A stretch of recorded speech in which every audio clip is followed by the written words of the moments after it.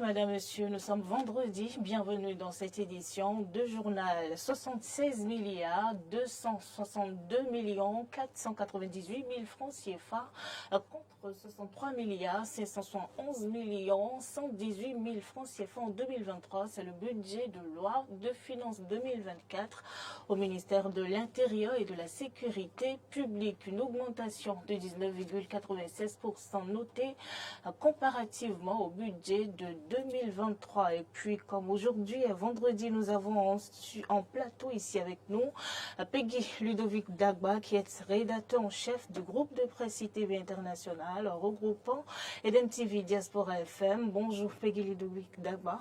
Bonjour, grâce à Validé. Bonjour, chers amis téléspectateurs. Voilà, avec vous, évidemment, nous allons parcourir quelques sujets d'actualité dans un instant. Et puis, le journaliste Jérôme Carlos a été inhumé hier. Il a été conduit à sa dernière demeure après une messe d'inhumation à l'église Notre-Dame de Porto Novo. Nous aurons le reportage de Frédéric Espoir Oumambou dans un instant.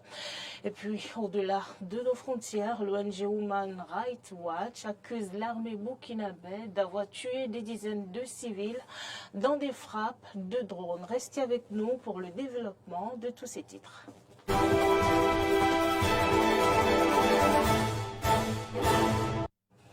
Vous faites bien, Madame, Monsieur, de toujours préférer Eden TV pour vous informer.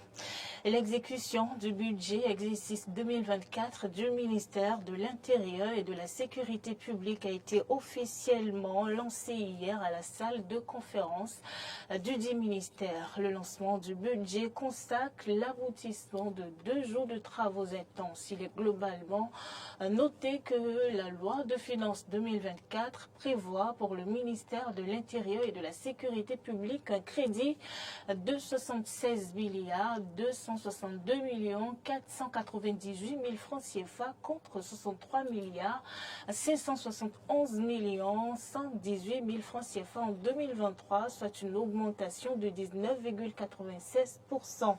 Et pour le ministre Alassane Seydou, le budget 2024 prend en compte les interventions qu'il convient de mener pour relever les défis en matière de sécurité, de surveillance du territoire, de gestion intégrée des espaces frontaliers, de modernisation de l'état civil et aussi la jouissance des libertés publiques et de la protection civile.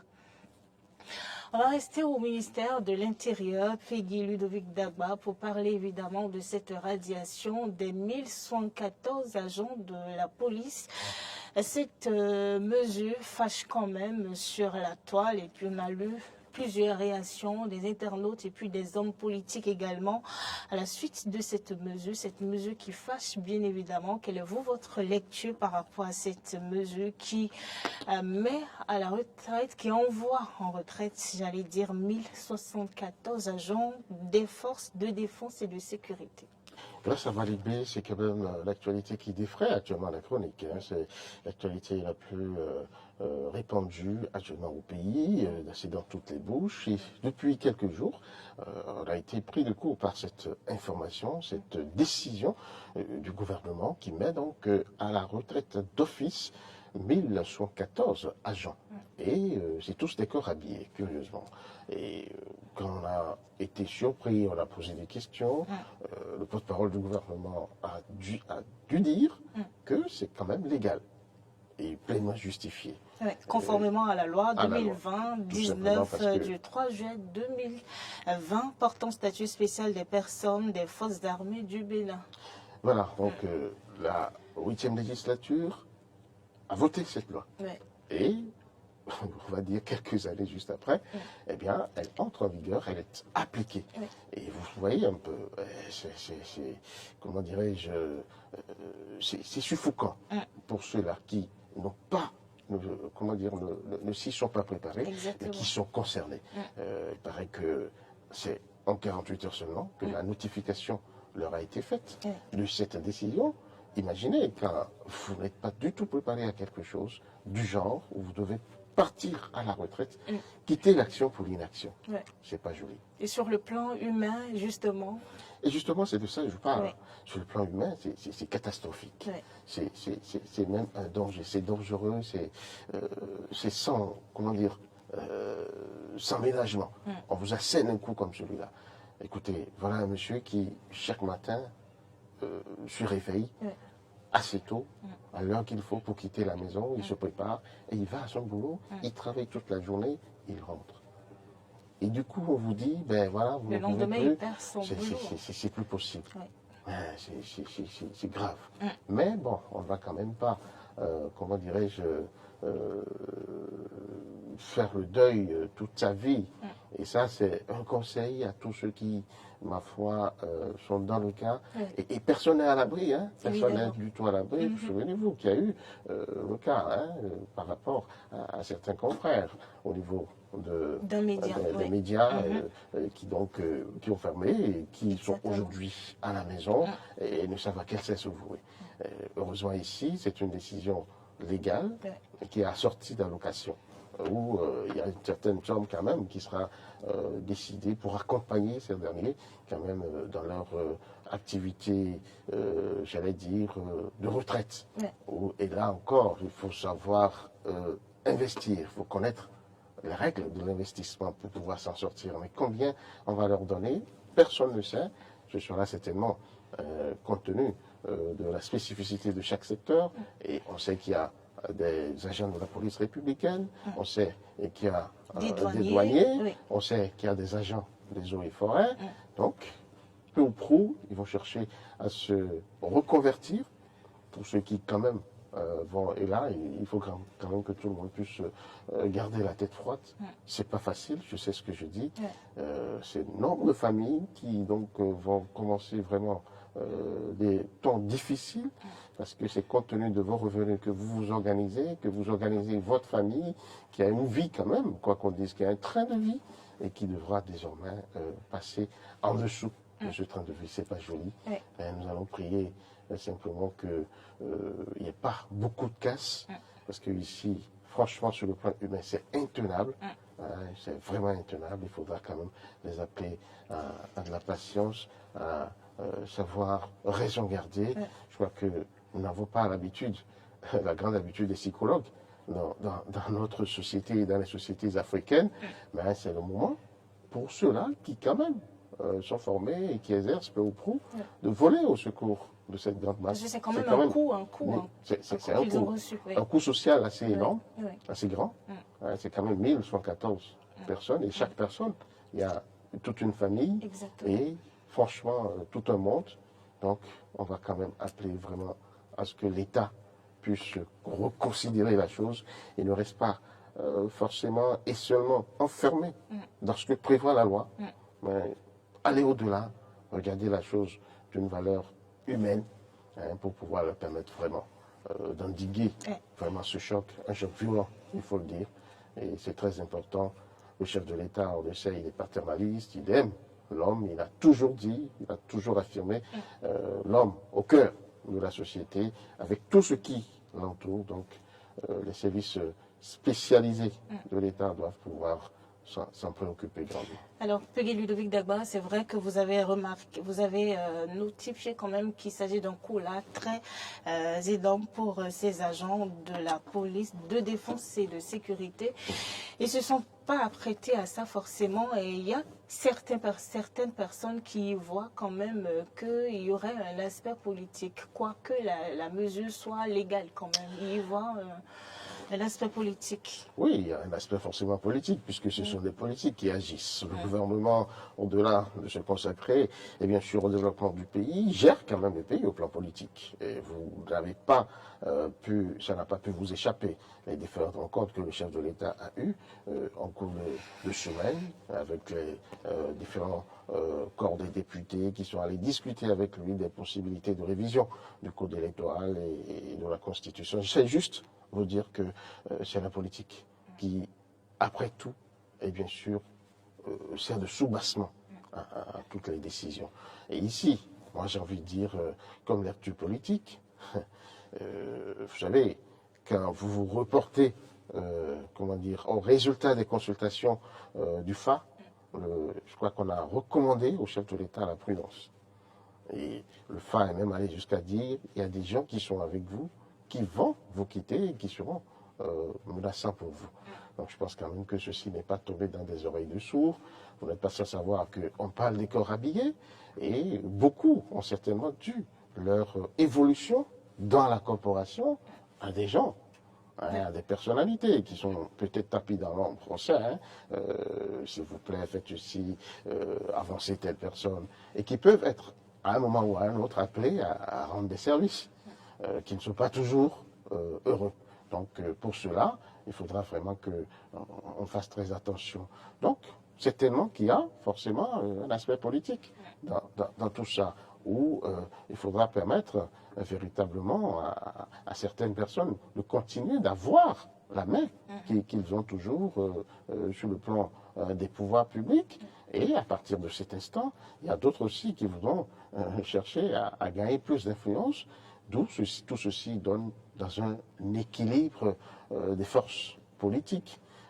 Ne m'en voulez pas de ne pas être assez explicite sur la question, mais je sais que la psychologie populaire ici comprend très bien ce que je dis. On est sur un champ politique et certainement la stabilité du pays en dépend et en dépend grandement. Merci, Peggy Ludovic Dagba, pour avoir donné votre lecture sur ce fait d'actualité. Mais vous restez avec nous, ce journal se poursuit. Jérôme Carlos, écrivain, journaliste, historien, chroniqueur, promoteur de Radio Cap FM, décédé 15 janvier 2024, a été conduit à sa dernière demeure hier au cimetière municipal de Porto Novo. Mais avant, une messe a été dite sur la dépouille de l'illustre disparu à l'église Notre-Dame de l'Immaculée Conception de Porto Novo en présence des amis, confrères, des parents, sympathisants. Le reportage est signé Frédéric Espoir-Bombou. C'est désormais ici que repose Jérôme Frumens Carlos, du moins ce qui reste de l'homme. C'est ici sa dernière demeure, où sa veuve et ses enfants, entourés de ses amis, frères et confrères, collaborateurs de la plume, du papier et du micro, amis d'infortune ou de fortune, sont venus le porter en terre au cimetière municipal de Porto Novo.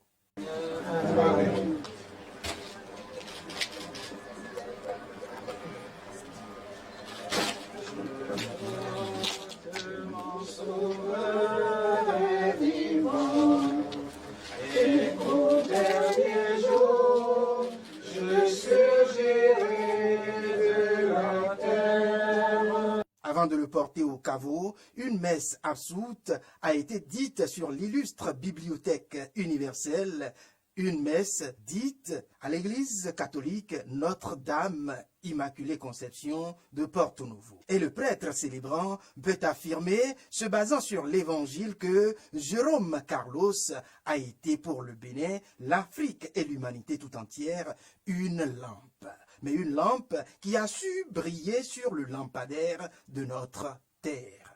L'icône s'en va à temps dit, mais l'astre ne s'éteint pas. Il a fait briller la lampe qu'il a été. L'occasion de ses obsèques le place sur un lampadaire pour que sa lumière brille davantage. Avec Jésus qui nous apprend dans l'évangile que nous venons d'entendre, qu'on n'allume pas la lampe pour la mettre sous le boisseau ni sous le lit, mais plutôt sur le lampadaire, nous découvrons une orientation de pensée qui nous interpelle tous. Plus loin, l'homme de Dieu va insister sur le vécu de Jérôme Carlos. Une vie de vers et de prose, une vie de notes, une vie de mots et de lettres, une vie de liberté et de prière. Elle n'est ni d'ici ni d'ailleurs, ma prière sans barrière, ma prière sans frontières, ma prière est centrale.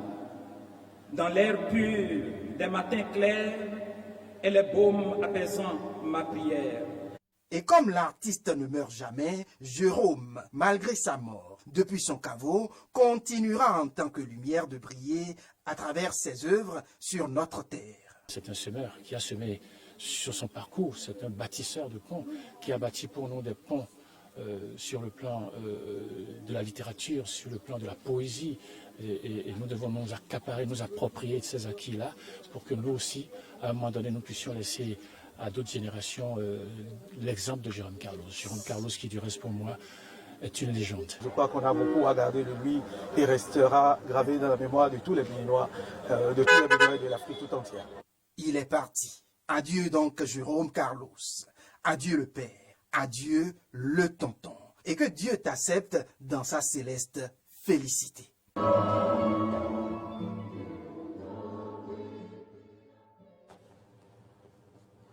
Merci Frédéric Espoir-Oumobou pour ce reportage. Peggy Ludovic Dagba, le doyen Jérôme Carlos, qui a été conduit à cette dernière demeure hier. Apportons-nous.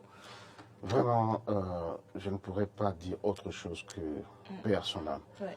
Paix à son âme parce que c'est un grand homme. Ouais. Et c'est peu de le dire. Vraiment peu. Je ne sais pas quel qualificatif je pourrais utiliser pour résumer vraiment l'ampleur et la grandeur de cet homme. C'est un homme qui, ma foi, est humble. C'est un grand homme qui nous a enseigné le savoir, la culture, mais l'art de vivre aussi. Parce que c'est un tout en lui. Je me souviens, je fais partie de l'un des rares à avoir eu le privilège de l'avoir reçu sur un plateau de télé. Ouais. On a fait une émission de près de 1h30 dans sa demeure. Il nous a ouvert, évidemment, son intimité. Un homme très simple, un homme ouvert, folâtre, puisqu'il passe son temps à vous raconter des histoires, mais des histoires qui, franchement, vous édifient en même temps qu'ils vous distraient. Et au cours de cette émission, j'ai découvert un homme, franchement, au talent immense, au parcours assez grand. Souvenez-vous que c'est un homme qui a brillé en Afrique de l'Ouest. Je vous assure, en Côte d'Ivoire, au Sénégal, les gens vous raconteront son histoire. On témoigne ces différentes Vraiment, distinctions. Ce n'est pas parce qu'il est mort qu'on va l'affubler, rien que de, comment dire, de qualificatif heureux. Il l'est. Parce que moi, j'ai pratiqué l'homme. Au moins pendant près de 120 à 3 heures de temps, j'ai partagé, comment dirais-je, des moments avec lui, où il était franc, il était direct. Il nous a enseigné beaucoup de choses. Et je garde de l'homme cette pensée qui est si chère à lui. Un gagneur ne lâche jamais, et un lâcheur ne gagne jamais. Je crois qu'il a résumé la vie. Dans la vie, vous devez savoir ce que vous voulez. Et quand on veut quelque chose, on y tient et on travaille à l'obtenir. On ne lâche pas. C'est ce qu'il a toujours, c'est ce qu'il nous a enseigné. Et je peux vous dire que c'est pratiquement, c'est notre patriarche qui est parti. Tout simplement parce que c'est l'un des rares de son âge, septuagénaire accompli, octogénaire débutant. Parce que d'ici à là, il aura 80 ans, s'il ne l'a pas encore. Et il était encore présent dans le métier. Tous les matins, il vous sert la chronique. Et c'est une chronique qui a toujours pour un thème, pour soubassement, un thème qui repose sur qui pose un problème de la vie sociale. Évidemment, les chroniques de Jérôme Carlos, oui. Qu'à l'extérieur. Donc, c'est un monsieur qui a passé son temps à nous enseigner vraiment les règles de la vie. Vraiment, paix à ton âme, papa. Merci Peggy Ludovic Dagba pour ces témoignages à l'endroit du doyen Jérôme Carlos inhumé hier. On vous remercie d'être passé sur ce plateau. Ce journal se poursuit à l'international. L'armée burkinabé a mené les attaques avec les drones Barata B2 de fabrication turque acquis en 2022. Ces véhicules aériens de combat pilotés à distance peuvent surveiller, cibler avec précision et lancer jusqu'à 4 bombes guidées par laser. L'ONG Human Rights Watch accuse l'armée burkinabé d'avoir tué des centaines de civils dans ces frappes de drones. Reportage. Depuis août 2023, 3 frappes de drones militaires qui, selon le gouvernement, visaient des combattants islamistes au Burkina Faso, ont tué des civils sur 2 marchés bondés et lors d'un enterrement. L'armée burkinabé a utilisé l'une des armes les plus précises de son arsenal pour attaquer de larges groupes de personnes, causant de nombreuses pertes de vies civiles en violation des lois de la guerre. Le gouvernement devrait rapidement diligenter une enquête impartiale sur ces crimes de guerre apparents, traduire les responsables en justice et fournir un soutien adéquat aux victimes et à leurs familles. Selon le gouvernement burkinabé, les frappes de drones opérées dans les régions du nord du pays ciblaient des combattants djihadistes. Il convient de préciser que l'offensive contre ces groupes a été lancée depuis l'accession au pouvoir du capitaine Ibrahim Traoré par un coup d'État en 2022. L'armée poursuit son opération de reconquête du territoire national dans le nord et l'est du pays. Et voilà qui vient mettre un terme à cette édition de journal. Merci, madame, monsieur, de nous avoir suivis. N'oubliez pas de nous retrouver sur l'ensemble de nos plateformes digitales, Facebook, YouTube, avec l'identifiant Beneden TV. Portez-vous bien.